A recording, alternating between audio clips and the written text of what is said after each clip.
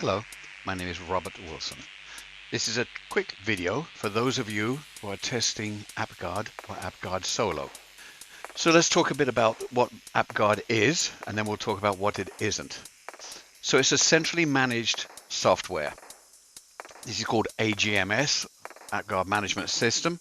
There's also a solo version, which is meant for the remote testers, air-gapped, and for systems that do not need to be centrally managed. So AppGuard stops behavior that does not conform to how the operating should run. This is a detailed conversation that we will have on a separate video, but suffice to say, this stops programs from executing from user space, and it stops guarded applications, regular applications we use in everyday life, from making system changes. For example, Word.exe should never be allowed to change its own executable or write back to registry keys or system area. There's just no need for that. So there is no signatures involved here. There's no daily downloads or hourly downloads. AppGuard is pre-programmed with all the information that you will require.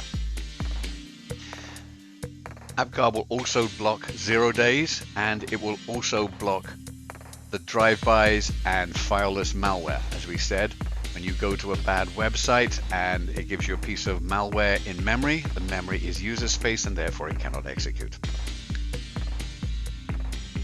What AppGuard is not. Things to keep in mind while you're testing. AppGuard is not DLP. We do not care about data loss. Well, we do as an industry, but AppGuard itself is not interested in defeating this. So yes, you can copy information from a USB or to a USB. This is not what AppGuard is going to try and block. However, you cannot execute a program from a USB, which is subtly different. AppGuard is not a privilege identity management. If you've got kernel level access to the endpoint, you can upload, you can disable anything. We do not keep track of what users are doing on the endpoint, so therefore we're not trying to block that. AppGuard is not an insider threat. So therefore, if you have access to the keyboard and you can escalate your privileges on the end device, then you're going to be able to defeat AppGuard. However, this does not include Bad Rabbit. So Bad Rabbit typically, as we know, is a keyboard lookalike attack. Because of the size of the buffers on these little devices, currently it cannot execute code. Right now, you have to use this as a keyboard, so therefore it types the command. So unless you're going to have a rather large buffer that lets you type a whole executable and invoke whatever applications you need, then it's not going to work. So you think that you've broken AppGuard.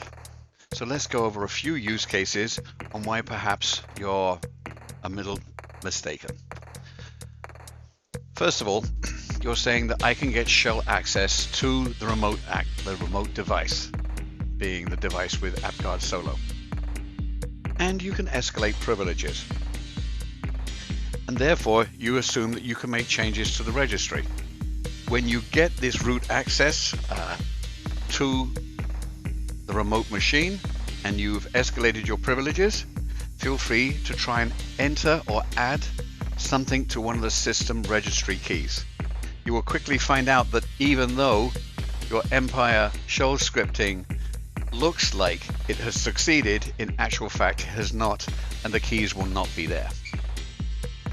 This is supposed to be a high-level video, so we're not going to get into too much technical detail. We're not attempting to teach you Kali or Empire here. So what we're trying to do is, for those of you who already know how to use this and think perhaps that you have already managed to break AppGuard, we just want to show you perhaps where your assumptions may be a little misplaced. So we're setting up here, as you can see, the Empire listening cursor. For those of you who are paying attention to the video, you'll see that we're actually using port number 6666, which is not normal. The reason we're doing that is not because we're hiding anything. We're doing that because we've already done this demo and that port was already in use, and we all know how Kali feels about listening on multiple ports. So therefore, we have to change the port. So we're setting up the listener here, and in a minute we're going to simulate some sort of attack. That would obviously be normally through a web page or through an email attachment or through whatever else.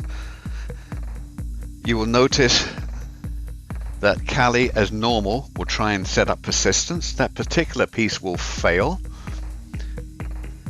You'll also notice that we are able to get a shell access into the victim machine, because in this particular case we're using solo version, which is meant to be more user friendly, because ease of use is very important, and that's one of the trade-offs. We have to have people able to surf the net.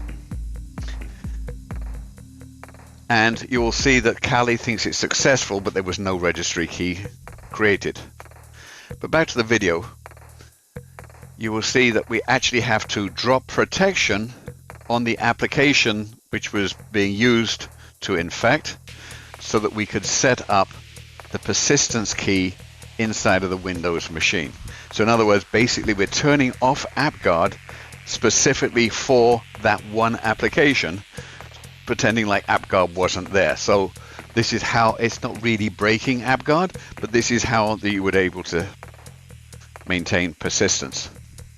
And then as we get further on, you're going to see that AppGuard actually blocks that key from running, even though we previously did it, because it's the file where that key points to is in the user space, so therefore it's not able to execute. As we're all aware, if you use Chrome or most of the other more popular browsers, you can't actually write to system area.